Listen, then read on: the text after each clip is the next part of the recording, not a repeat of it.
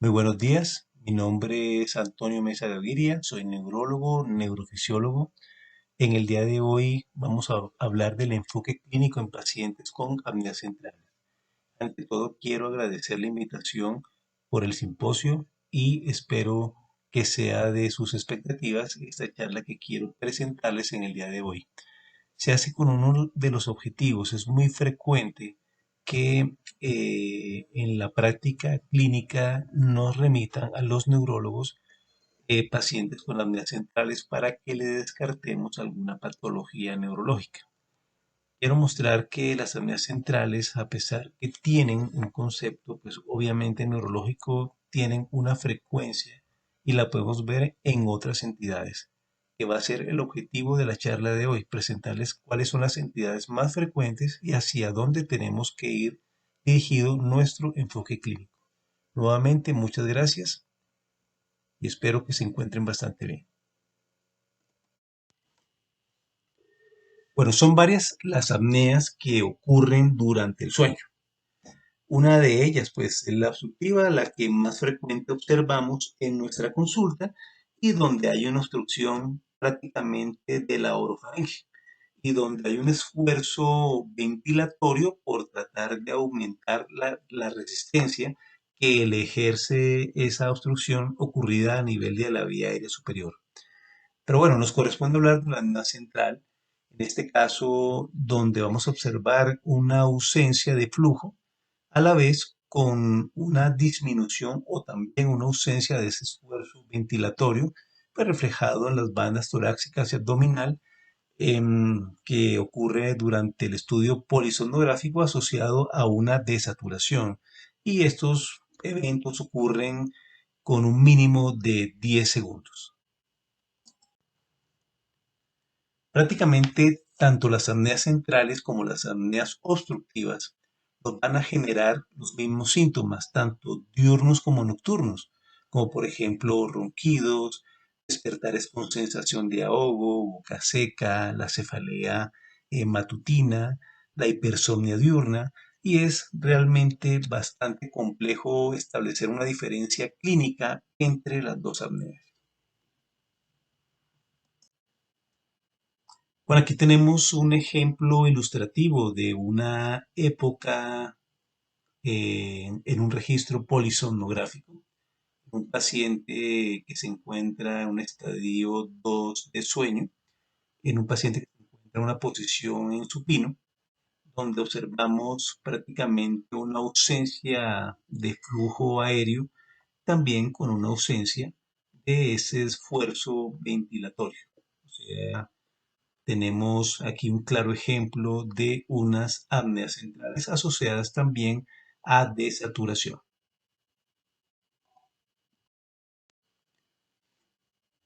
Bueno, la clasificación internacional de desórdenes del sueño ha identificado 6 formas clínicas de apneas centrales en el adulto.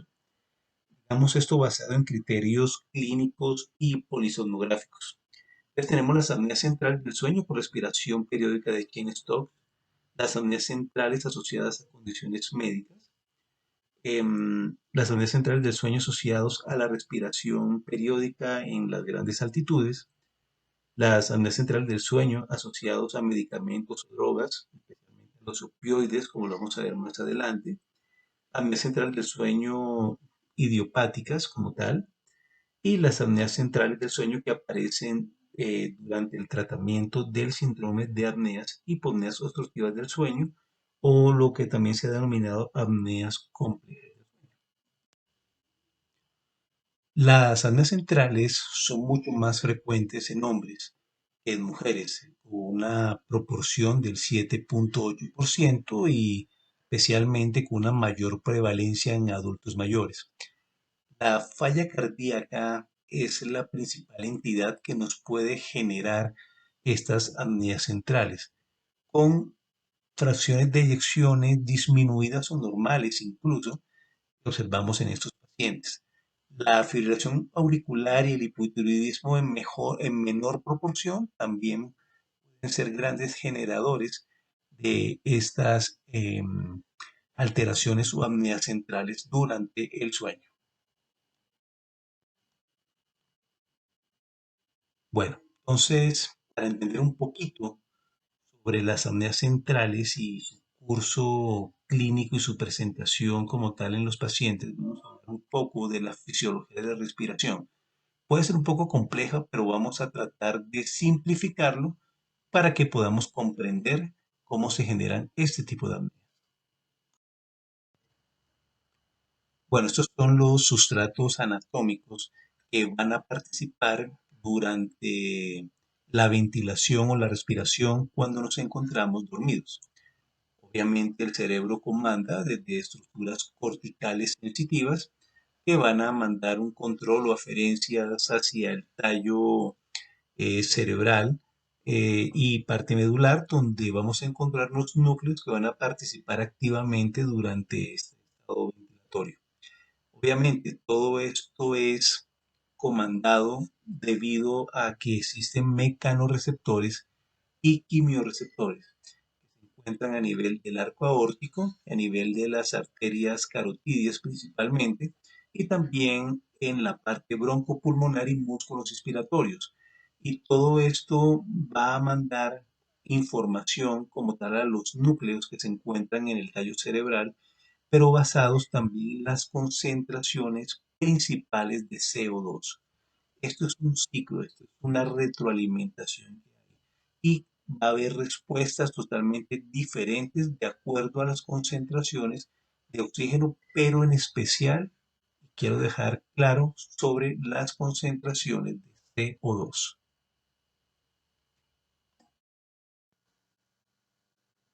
Bueno, aquí tenemos lo que muchos autores han llamado el log gain o ganancia de asa. Es este circuito eh, donde va a participar como tal la parte pulmonar, la parte cardiovascular y el controlador, que en este caso va a ser el tallo cerebral con porciones de la médula espinal. Esto va a ser un circuito que va a tener una función de estabilizar la respiración cuando uno duerme. Pero obviamente cuando se pierde esta estabilidad, o se pierde como tal este control, se van a generar pues alteraciones respiratorias y en este caso las apneas. E incluso se pueden presentar como un mecanismo compensatorio en el afán de mantener estable los niveles de PaCO2, que si no es así, pues obviamente nos va a llevar a que tengamos muchas alteraciones desde el punto de vista metabólico. Digámoslo así que simplificando estos componentes está lo que es el órgano efector, lo que es compuesto como tal por los pulmones y algunas estructuras respiratorias donde se van a encontrar los mecanorreceptores, como unos sensores que van a llegar a la parte efectora, o sea, al comando neurológico para que, digamos, mantenga estable lo que es la conducta respiratoria. Y a su vez, este retraso circulatorio, pues conformado más que todo por porciones del corazón hasta como tal de la parte de la asa aórtica y, y de las arterias carotídeas, donde se van a encontrar los quimiorreceptores, que a su vez van a llevar, también van a reaccionar al aumento de CO2 y van a llevar obviamente esta información para que haya un comando adecuado de la respiración cuando uno está dormido. Digámoslo así que ese retardo circulatorio o retraso circulatorio, pues, digamos así, el tiempo en que dura la sangre pulmonar en alcanzar los quimiorreceptores y es inversamente proporcional al gasto cardíaco. Por lo tanto, digámoslo así, el retardo circulatorio es mayor en pacientes con fracción de eyección disminuida en el ventrículo izquierdo. El controlador, digamos, pues tiene ese grupo de neuronas que son responsables de la actividad rítmica de la respiración, que obviamente van a responder a los cambios químicos generados por la hipoxia y por la hipercapnia. Pero especial, quiero dejar claro aquí que la principal variable que tiene que regular es la concentración de CO2. O sea que el controlador responde a la respuesta ventilatoria del CO2. Bueno, ¿Cómo se generarían estas apneas centrales y el patrón respiratorio periódico? Pues para eso tenemos que tener en cuenta lo que es el umbral apneico y la reserva de CO2. El objetivo de la ventilación es mantener la PaCO2 en niveles constantes. Si hay una disminución de esta, digámoslo así, o desciende por debajo de un valor umbral, por así llamarlo, el estímulo ventilatorio, digámoslo, va a cesar y va a generarnos una apnea, un cese de como tal de la ventilación. Y posteriormente la respiración se va a reanudar pues, como consecuencia de esa apnea. Y la PaCO2, digamos, se va a elevar a un valor superior a lo que establecido a ese umbral apneico. Em, digamos así que como muestra aquí esta grafiquita, lo que es esa reserva de CO2, pues es la diferencia de la CO2 en eupnea o cuando uno respira en condiciones normales y el umbral apneico. Mm, Y las reservas de CO2 pues van a determinar lo que son la presencia de como tal las apneas. Si se me disminuyen estas reservas, el aumento en la ganancia del efector como del controlador me va a aumentar como tal la ventilación y por lo tanto voy a tener una hipercapnia. Y digamos así que estos pacientes, como tal que estos hipercápnicos que son crónicos, un discreto aumento, digámoslo así, en la ventilación va a ser suficiente para que la PaCO2 alcance el valor apneico y genere como tal una apnea central. Bueno, en términos generales, lo que queremos es mostrar que la ventilación va a tener como objetivo mantener esto, una apnea se va a generar para que se conserven muchísimo los niveles de la CO2 y obviamente va a responder a a un aumento en la ventilación que puede ser bastante importante y a la vez nos va a barrer ese CO2 y por lo tanto se compensa nuevamente con la presencia de la apnea. El objetivo es mantener esa estabilidad ventilatoria. Obviamente eso nos va a llevar a una sintomatología propia de estas. Y en el paciente, por ejemplo, con falla cardíaca, pues como tenemos prolongado la parte pues, circulatoria y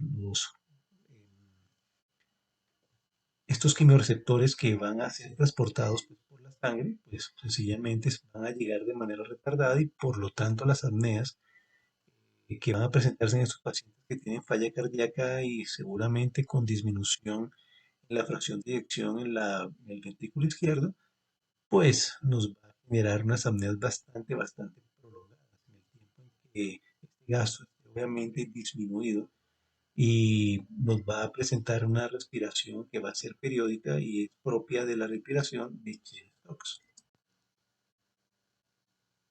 Bueno, vamos a referirnos ahora a los pacientes que tienen apnea central con patrón respiratorio de Chien-Stokes y pues tienen una alta prevalencia, especialmente en aquellos pacientes que tienen una disfunción ventricular izquierda. Por ejemplo, los que tienen falla cardíaca compensada con fracción de eyección ventricular izquierda reducida, según una prevalencia de un 44%, a diferencia con una falla cardíaca compensada con una fracción de eyección ventricular izquierda conservada, pues una prevalencia del 27%. En anginas inestables o infartos se puede observar hasta un 60%, pero especialmente hay una presentación y hay que considerar la disfunción ventricular izquierda en estos pacientes que tienen apnea central con patrón respiratorio de Cheyne-Stokes.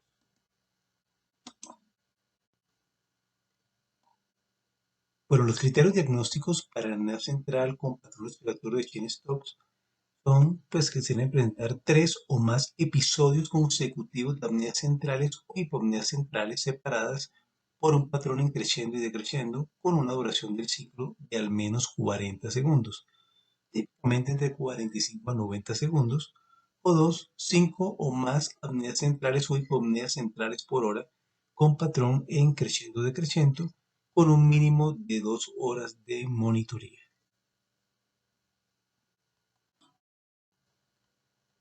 Bueno, aquí vemos una época de este estudio polisomnográfico que muestra apneas centrales con patrón periódico de Chen-Stokes. Aquí la que llama la atención es la presencia de hiperventilación en decreciendo, en creciendo y decreciendo, y seguido posteriormente de una pausa tanto en el flujo como en la parte ventilatoria, y posteriormente viene nuevamente el periodo de hiperventilación y activación de esta respiración como tal. Llama la atención que siempre son prolongadas, ¿sí? Que es muy típico en estos pacientes que tienen disfunción ventricular izquierda. Bueno, ya para el tratamiento de las apneas centrales con patrón respiratorio de Chien-Stokes, el objetivo primordial es la optimización del tratamiento de la falla cardíaca. No solamente considerar las medidas medicamentosas, sino también las no medicamentosas, como es el uso, por ejemplo, de marcapasos auriculares de alta frecuencia, o también algunos pacientes que requerirían algún tipo de trasplante cardíaco. Sin embargo, pues, digamos, alternativas para ofrecer para el manejo de estas apneas está el CPAP como primera elección en este caso, donde la mayoría de los estudios pues confirman mediante metaanálisis que el CPAP funciona y reduce en una manera significativa el índice de apneas en un promedio aproximado de 21 apneas por hora. La otra cosa es que también hay un aumento en la fracción de eyección ventricular izquierda, aumentándola aproximadamente en un 6%, dándole así gran importancia al manejo del CPAP de estas apneas centrales. También hay otras alternativas como es la oxigenoterapia, preferiblemente nocturna, donde se disminuye mucho la quimiosensibilidad al CO2 y aumento también de las presiones de CO2 a nivel intracerebral. También, digamos, hay estudios muestran que hay un aumento de la fracción de eyección ventricular izquierda aproximadamente en un 5%. Con respecto también hay otra alternativa que es la ventilación servoasistida, que es un sistema de doble presión, maneja una presión expiratoria y una ayuda inspiratoria. Digámoslo así, el objetivo es también estabilizar lo que es la ventilación en los pacientes que presentan estas apneas. Y los metaanálisis muestran una eficacia inclusive superior al uso del mostrando, digamos, un promedio de mejoría de 31 apneas por hora, también aumentando la fracción de eyección ventricular aproximadamente en un 65%, pero sin embargo estas dos terapias no pueden ser comparables y no podemos decir que a pesar de que la servoventilación mostró una mejor eficacia, tampoco podemos compararla directamente por el tipo de algoritmo que maneja estos dispositivos. Son totalmente distintos. Por lo tanto, esto sería como tal el tratamiento ideal para el manejo de estas apneas, ya que el uso del BiPAP realmente no tiene ningún tipo de evidencia para el manejo de esto. Hay algunos estudios que muestran que el BiPAP en modo ST es una opción para tener en cuenta para el manejo de estas apneas centrales. Bueno, vamos a referirnos ahora a la apnea central asociada a la respiración periódica en la altura. Em, y se puede presentar cuando el individuo asciende por encima de 2.000 metros o 5.000 metros sobre el nivel del mar. Pero ya los cambios se empiezan a dar o las apneas se empiezan a presentar cuando el individuo ha estado o se expone a alturas de 1.500 metros y por encima de 4.000 prácticamente va a presentar apneas en todos los individuos. Los criterios diagnósticos es prácticamente que el paciente le comente a uno que tuvo un ascenso reciente en altitud y asociado presente somnolencia diurna, dificultad para iniciar o mantener el sueño, despertar frecuente, sueño no reparador, despertar con sensaciones fijas, cefalea matinal, apneas observadas por personas del entorno.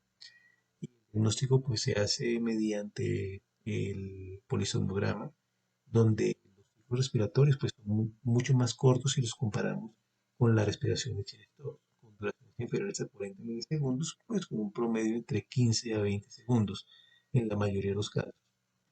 La hiperventilación pues es mucho más corta, de 2 a 4 respiraciones separadas generalmente. Bueno, entonces, es decir, cuando el paciente asciende, se genera pues una hipoxia. Cuando el paciente duerme, presenta una hiperventilación que a la vez pues va a presentar acompañada cíclicamente por la presencia de las apneas, pues con el objeto de aumentar como tal la PCO2 y pues obviamente hay una disminución de la PO2. Posteriormente viene el periodo nuevamente de hiperventilación o microdespertar para que, digamos, se compense nuevamente, se barra ese CO2 y aumente la concentración de oxígeno. Esto es un ciclo pues que va a ocurrir durante toda la noche que va a causar los síntomas del paciente. Y vemos, aquí en el polisonograma, vemos un claro ejemplo de eso, donde las apneas son de corta duración y la fase respiratoria es de 2 a 4, en este caso de 4, usando pues, microdespertares en el polisomnograma y generando pues los síntomas que ya comentamos en los pacientes.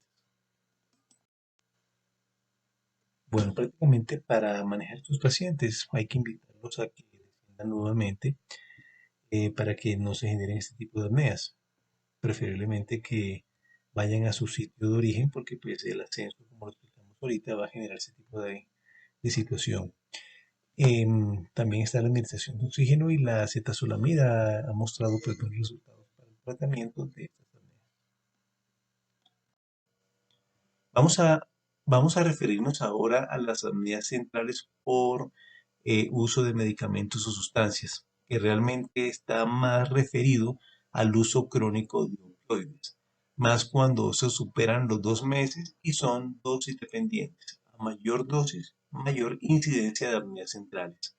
Especialmente se han descrito con el uso crónico de metadona o morfina, también con oxicodona y naloxona. Es medicamentos que nos pueden generar este tipo de entidad. Sin embargo, se desconoce cuál es la causa, cuál es la verdadera causa de presentación, por qué se generan las apneas, pero se creen que es por una depresión respiratoria sobre los receptores en el bulbo ventral. Generalmente se presentan unas apneas de duración variable, pero generalmente son de corta duración e incluso menores de 10 segundos, que inclusive se salen de los criterios de diagnóstico de apnea. Pero para hacer el diagnóstico, pues si solamente se presentan 5 apneas centrales por hora, con el uso crónico de estos medicamentos, pues ya se está generando el diagnóstico. Es muy frecuente pues verla generar aproximadamente un 30% de los pacientes que consumen opioides pueden presentar las apneas centrales. El manejo pues más que todo se trata de una disminución de la dosis, algunos estudios con servoventilación, pero realmente nada sustentado, igual el uso de acetazolamida.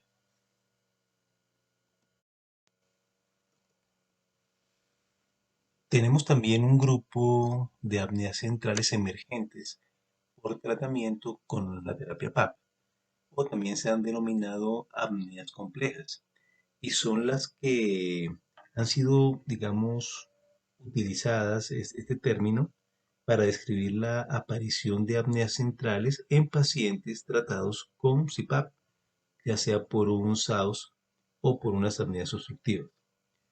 Realmente se desconoce su causa, pero tienen una prevalencia, algunos autores hablan de un 7 a 10%, otros hablan de un 5 a 20%. Y pues aparecen con una frecuencia de mayor o igual a 5 apneas centrales por hora, registradas en el estudio polisonográfico o registradas en la terapia PAP. Hay factores de riesgo que nos podrían indicar que pacientes, a pesar de que se corrigen los eventos obstructivos, empiezan a aparecer apneas centrales, cada vez son bastante sintomáticas y generan fragmentación del sueño y somnolencia diurna. Estos pacientes generalmente son pacientes mayores, predominan en el sexo masculino, también con IAH basal para apneas obstructivas bastante elevado, la presencia de enfermedad coronaria, presencia elevada de microdespertares y obviamente mayor fuga cuando estamos frente a la terapia PAP. A pesar de la corrección, a pesar de llegar a corregir aproximadamente en un 55 o 70%, hay un 25% que a pesar de que se tomen las medidas adecuadas siguen persistiendo.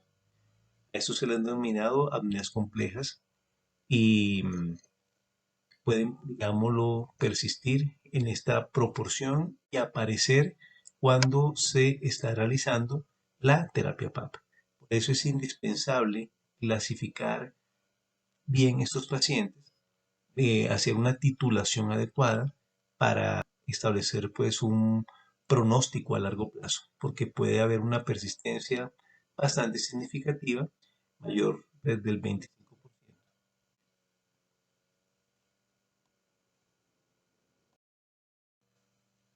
Bueno, y estas son otras alteraciones que nos podrían llegar a generar apneas centrales, ya por trastornos médicos como la hipertensión pulmonar idiopática, el EPOC, enfermedad pulmonar intersticial, cardiopatías hipertróficas, la falla cardíaca, la enfermedad renal crónica, hipotiroidismo, fibrilación auricular, desde el punto de vista neurológico después de una trombosis o un accidente cerebrovascular, y trastornos neuromusculares como la esclerosis lateral amiotrófica, la miastenia gravis y distrofias musculares.